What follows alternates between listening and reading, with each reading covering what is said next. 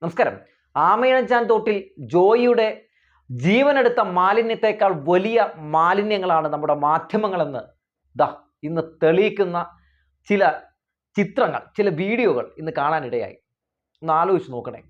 നമ്മളെല്ലാവരും വലിയ പ്രാർത്ഥനയിലായിരുന്നു, ജോയി ജീവനോടെ മടങ്ങി വരണമേ എന്ന് കാത്ത്. സർക്കാരും ജോയിയെ ജീവനോടെ തന്നെ പുറത്തെത്തിക്കാൻ വേണ്ടതൊക്കെ ചെയ്തു.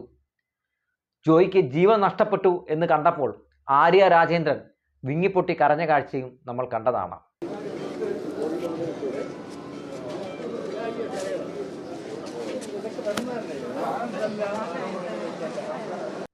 ആര്യ രാജേന്ദ്രൻ വിങ്ങിപ്പൊട്ടുമ്പോൾ അത് ഒരു നാടകമാണ് എന്നൊക്കെ ചിലർ പറയുന്നത് കണ്ടു.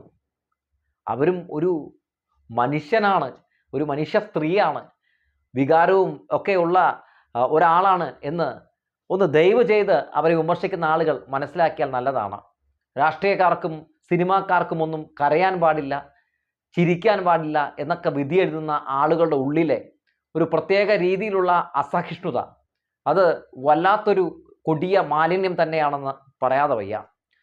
ഇന്നിപ്പോൾ ജോയിയുടെ മൃതദേഹം വീട്ടിലേക്ക് കൊണ്ടുവരികയാണ്. അവിടെ ജോയിയുടെ അമ്മയുണ്ട്.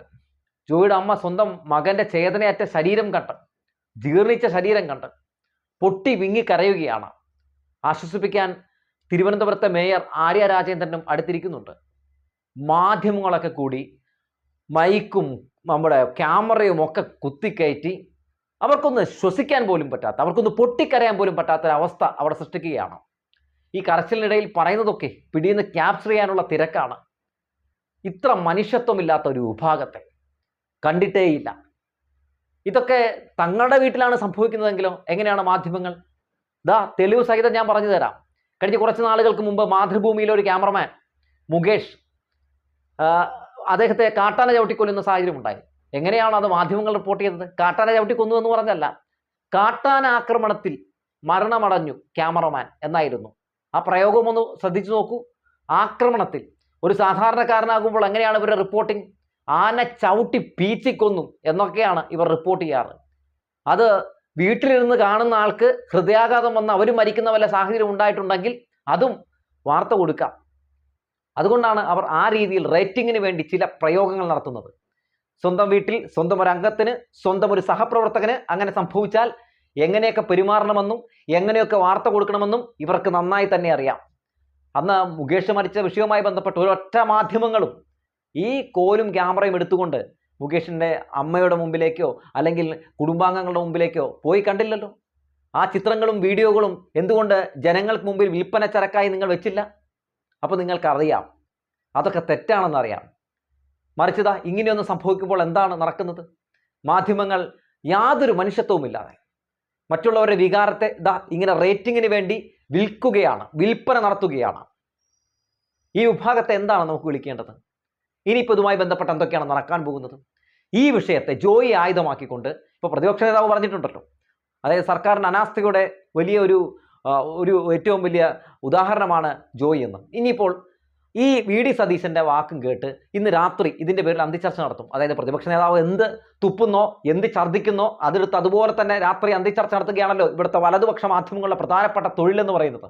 അതുകൊണ്ട് ഇന്ന് ആ ജോയിയുടെ ഒരു പോസ്റ്റ്മോർട്ടം ഈ അന്തിച്ചർച്ചകളിലൂടെ ഇവർ കീറി മുറിച്ച് നടത്തും. വല്ലാത്ത രീതിയിലുള്ള ഒരു മാലിന്യങ്ങൾ തന്നെയാണ് ഇവിടുത്തെ മാധ്യമങ്ങളുടെ അധാർമിക മാധ്യമ പ്രവർത്തനത്തിൻ്റെ ശൈലിയെന്ന് പറയാതെ വയ്യ. ഒന്ന് ആലോചിച്ച് നോക്കൂ. ഈ വിഷയവുമായി ബന്ധപ്പെട്ട് എന്താണ് സംഭവിച്ചത്, എന്താണ് അവിടെ ഉണ്ടായത്? നമുക്ക് പരിശോധിച്ച് നോക്കിയാൽ അറിയാൻ പറ്റുമല്ലോ. അതായത് റെയിൽവേയാണ് ഈ വിഷയത്തിൽ കുറ്റക്കാർ. റെയിൽവേയുടെ അനാസ്ഥ മൂലം സംഭവിച്ച ഒരു മരണമാണിത്. നഗരസഭ പലവട്ടം മാലിന്യങ്ങൾ നീക്കം ചെയ്യണമെന്ന് പലവട്ടം താക്കീത് കൊടുത്തിട്ടും റെയിൽവേ വേണ്ടത്ര പരിഗണന കൊടുക്കാതെ തിരിഞ്ഞു നോക്കാത്തതിൻ്റെ ഏറ്റവും വലിയ ഒരു ഇരയാണ്. അതിന് അവർ കൊടുക്കേണ്ടി വന്നത്, അല്ലെങ്കിൽ അതിന് നമ്മൾക്ക് കൊടുക്കേണ്ടി വന്നത് ഒരാളുടെ ജീവനാണ്. പക്ഷേ ഇന്ന് മാധ്യമങ്ങളൊക്കെ നടത്താൻ പോകുന്ന ചർച്ചകളൊക്കെ ഏകപക്ഷീയമായിരിക്കും. ഇത് സർക്കാരിൻ്റെ അനാസ്ഥയാണ്, ഇത് നഗരസഭ തിരിഞ്ഞു നോക്കാത്തത് കൊണ്ടാണ് എന്നൊക്കെ വരുത്തി തീർക്കാനുള്ള ശ്രമമാകും ഇവർ നടത്തുക. സർക്കാരിനെ കടന്നാക്രമിക്കാൻ, ഇടതുപക്ഷത്തെ കടന്നാക്രമിക്കാൻ നിരന്തരം വ്യാജ വാർത്തകൾ സൃഷ്ടിച്ചും വ്യാജ വാർത്തകളുടെ പേരിൽ അന്തിച്ചർച്ചയും നടത്തിക്കൊണ്ടിരിക്കുന്ന ഇവർ അത് തന്നെയേ ചെയ്യൂ. അല്ലെങ്കിലും ആര്യ രാജേന്ദ്രനെതിരെയുള്ള ഈ കടന്നാക്രമണം, മാധ്യമങ്ങളുടെ ഈ ഒരു വല്ലാത്ത രീതിയിലുള്ള വേട്ട, അത് ആദ്യത്തെ സംഭവമൊന്നുമല്ലല്ലോ. അതായത് ആര്യ രാജേന്ദ്രനെ പോലൊരാൾ തിരുവനന്തപുരത്ത് മേയറായി വന്നത് മുതൽ തുടങ്ങിയതാണ് മാധ്യമങ്ങളുടെ ഈ വല്ലാത്ത രീതിയിലുള്ള ഈ ചെയ്തികൾ. അതിൻ്റെ ഭാഗമായി എത്രയെത്രയോ കുത്തിത്തിരിപ്പ് വാർത്തകൾ ആര്യക്കെതിരെ രംഗത്തേക്ക് കൊണ്ടുവന്നു. തൊടുന്നതിനും പിടിക്കുന്നതിനുമൊക്കെ കുറ്റക്കാരി, അല്ലെങ്കിൽ അവിടെ സംഭവിക്കുന്ന എല്ലാ വിഷയങ്ങൾക്കും പ്രധാനപ്പെട്ട ഒരു കുറ്റക്കാരി അത് ആര്യ രാജേന്ദ്രനാണെന്ന് വരുത്തി തീർക്കാനുള്ള ശ്രമങ്ങളല്ലേ ഇവർ നടത്തിക്കൊണ്ടിരിക്കുന്നത്. എന്തായാലും ഈ വിഷയവുമായി ബന്ധപ്പെട്ട് പ്രതിപക്ഷ നേതാവ് ഇന്നലെ അങ്ങോട്ട് തിരിഞ്ഞു പോലും നോക്കിയിട്ടില്ല എന്നുള്ളതാണ് വസ്തുത. ഒന്ന് ഫോണിൽ വിളിച്ച്, 2 മന്ത്രിമാരുണ്ടായിരുന്നു, അല്ലെങ്കിൽ അവിടെ മേയറുണ്ട്, അവരുടെ അടുത്ത് വിളിച്ച് എന്താണ് അവിടെ സംഭവിച്ചതെന്ന് പോലും ചോദിക്കാത്ത ഒരാളാണ് നമ്മുടെ പ്രതിപക്ഷ നേതാവ് വി ഡി സതീശൻ എന്ന് പറഞ്ഞു വെക്കുകയാണ്. അതാരും മറന്നു പോകരുത്. ഇത്തരത്തിലുള്ള വിഷയങ്ങൾ ഉണ്ടാകുമ്പോൾ ഒരു പ്രതിപക്ഷ നേതാവിൻ്റെ പ്രതിബദ്ധത എത്രത്തോളം ഉണ്ടെന്ന് ഞാനൊന്ന് പറഞ്ഞുവെന്ന് മാത്രം. എന്തായാലും ഈ വിഷയവുമായി ബന്ധപ്പെട്ടെന്ന് വി ഡി സതീശൻ മാധ്യമപ്രവർത്തകരെ കണ്ടമാനം സർക്കാരിനെയും അതുപോലെ തന്നെ നഗരസഭയും ഒക്കെ കടന്നാക്രമിക്കുന്ന ഒരു കാഴ്ച കാണുന്ന സാഹചര്യമുണ്ടായി. എന്തായാലും ജോയിയുടെ അമ്മയെ സർക്കാർ കൈവിടില്ല എന്ന കാര്യത്തിൽ നമുക്ക് നല്ല ഉറപ്പാണ്. കാരണം ഇത്തരം സംഭവങ്ങളിലൊക്കെ സർക്കാരിൻ്റെ കരുതൽ, ജാഗ്രത ഒക്കെ നമ്മൾ ഒരുപാട് കണ്ടിട്ടുള്ളതാണ്. അങ്ങനെ ഇത്തരം സംഭവങ്ങളിൽ ഒരാൾ ഒറ്റപ്പെട്ടു പോയാൽ അവരെ കൈവിടുന്ന ഒരു നിലപാട് എന്തായാലും ഈ സർക്കാരിനില്ല. അതുകൊണ്ട് ഈ ജോയിയുടെ അമ്മയെയും ഈ സർക്കാർ ചേർത്ത് പിടിക്കും എന്ന കാര്യത്തിൽ ഒരു തർക്കവുമില്ല. എന്തായാലും ഈ വിഷയവുമായി ബന്ധപ്പെട്ട് വി ശിവൻകുട്ടി മാധ്യമപ്രവർത്തകരെ കാണുന്നുണ്ട്. അദ്ദേഹത്തിന് പറയാനുള്ളത് എന്തൊക്കെയാണെന്ന് നമുക്കൊന്ന് കേൾക്കാം.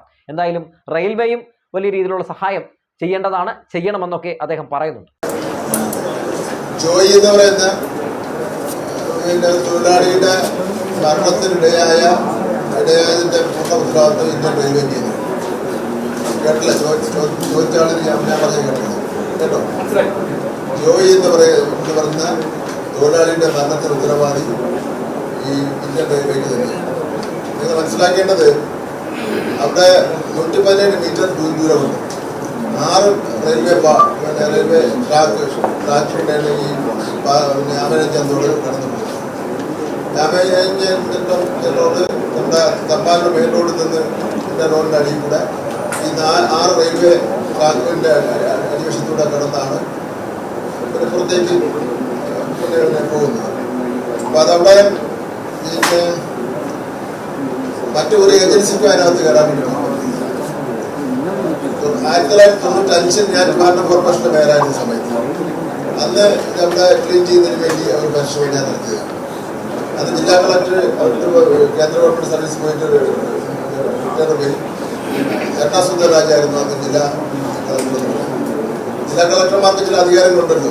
ഡിസാസ്റ്റർ മാനേജ്മെന്റുമായി ബന്ധപ്പെട്ട് നോട്ടീസ് കൊടുക്കാൻ എവിടെ വേണോ കയറി ഇത്തരം കാര്യങ്ങളിൽ നടപടി സ്വീകരിക്കുന്നതിനൊക്കെ നടപടികളുണ്ട്. പക്ഷെ റെയിൽവേക്കാർ അവര് സമ്മതിക്കില്ല. ഇവിടെ ഇപ്പോൾ ഈ മലിനജലം അവിടെ വൃത്തിയാക്കുന്നതിന്റെ പൂർണ്ണ ഉത്തരവാദിത്തം ഇവർക്ക് തന്നെയാണ്. അപ്പം കാര്യം വളരെ ഗൗരവമാണെന്ന് കണ്ടുകൊണ്ടാണ് റെയിൽവേ അദ്ദേഹത്തിന് ഒരു കരാറുകാരനെ ഏൽപ്പിക്കുന്നത്. ഒരു കരാറുകാരൻ കൊണ്ടുവന്ന 3 തൊഴിലാളികളാണ്. 3 തൊഴിലാളികൾ എന്ന് വെച്ചാൽ ഒന്നും ചെയ്യാൻ വേണ്ടി പറ്റില്ല. ഇത് മാത്രമല്ല, തൊഴിലാളികളെ യന്ത്രം ഉപയോഗിച്ചുകൊണ്ടുള്ള കാര്യമില്ലാതെ അവിടെ ഒന്നും ചെയ്യാൻ വേണ്ടി പറ്റില്ല. നിങ്ങൾ ആലപ്പുഴ ജില്ലയിലെ മാധ്യമപ്രവർത്തകർ മനസ്സിലാക്കേണ്ടത് ട്രെയിനിൽ നിന്നുള്ള ട്രെയിൻ തമ്പാനൂർ വന്ന് സർവീസ് അവസാനിക്കുന്ന ട്രെയിനിലുള്ള എല്ലാം ഞാൻ അടിയൂരിട്ട് പറയും, എല്ലാ അവശിഷ്ടങ്ങളും ഈ അമേരിക്കൻ തോട്ടിലുണ്ട്. സകല അവശിഷ്ടങ്ങൾ യഥാർത്ഥത്തിൽ ഇന്നലെ കഴിഞ്ഞ 2 ദിവസമായിട്ട് ഞാൻ കൂടെ അവരോടൊപ്പം ഉണ്ടായിരുന്നു. ആ സ്കൂബ് ഡൈവിംഗ് സെറ്റിന്റെ ഫയർഫോഴ്സിന്റെ സുഹൃത്തുക്കളും മറ്റു തൊഴിലാളികളും ഇതിനു വേണ്ടി ബോധിച്ചവർ ആ കുറച്ചുകളൊക്കെ പറഞ്ഞാൽ അവർക്ക് എങ്ങനെ അവരെ നന്ദി പറയണേ, എന്തുമാത്രം എങ്ങനെ അവരോട് നന്ദി പറഞ്ഞതെന്ന് അറിയാത്തൊരു ബുദ്ധിമുട്ടാണ് അവർ ചെയ്തിരിക്കുന്നത്. ഈ ഓക്സിജനെല്ലാം വെച്ചുകൊണ്ട്, ഓക്സിജൻ സിലിണ്ടറെല്ലാം വെച്ചുകൊണ്ടാണല്ലോ ഇവർ ഡൈവ് ചെയ്ത് പിന്നെ പോകുന്നത്. ഞാൻ നേരത്തെ പറഞ്ഞ ട്രെയിനിൽ നിന്ന് വരുന്ന കട്ടപിടിച്ച് കിടക്കുന്ന സാധനങ്ങൾ കൊണ്ടത് പാറയേക്കാൾ വലിയ രൂപത്തിൽ കട്ടപിടിച്ച് കിടക്കുകയാണ്. നീക്കാൻ വേണ്ടി. അപ്പൊ അതിന്റെ പരിപൂർണ്ണ ഉത്തരവാദിത്വം റെയിൽവേ തന്നെയാണ്. ഞാൻ ഇന്നലെ രാവിലെ ഉദ്യോഗസ്ഥന്മാരുടെ യോഗം അവിടെ കൊണ്ടുവന്നു. റെയിൽവേ അടക്കമുള്ള റെയിൽവേയുടെ ഡിവിഷനിലെ മാനേജർ വന്നിട്ടായിരുന്നു, അതേ സ്ഥലത്തില്ലായിരുന്നു, മറ്റുള്ള ആൾക്കാർ വന്നിരുന്നു. അപ്പൊ ഈ കാര്യങ്ങളൊക്കെ തന്നെ വ്യക്തമാക്കി. പക്ഷെ ഇപ്പം ആ സമയത്ത് തർക്കിക്കാനുള്ള സമയമല്ലായിരുന്നു.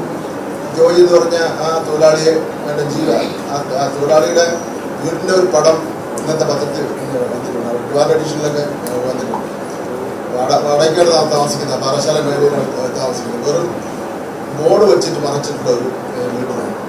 ഇത്ര ആ ദയനീയ ദാരിദ്ര്യം കൊണ്ടാണ് ഇത്തരം ജോലി ചെയ്യുന്നതിന് വേണ്ടി പോകുന്നത്. അല്ലാതെ വേറെ ആരും ഇറങ്ങില്ല. ഒരു മിനിറ്റ് ആ വെള്ളത്തിൽ ഇറങ്ങി കഴിഞ്ഞാൽ ദേഹം മുഴുവൻ പോകും. അത്ര ഒരു സ്ഥിതിയാണ്. അപ്പോൾ അതിൻ്റെ ഒരു അവസ്ഥയുടെ പൂർണ്ണ ഉത്തരവാദിത്തം ഇന്ത്യൻ റെയിൽവേ തന്നെയാണ്.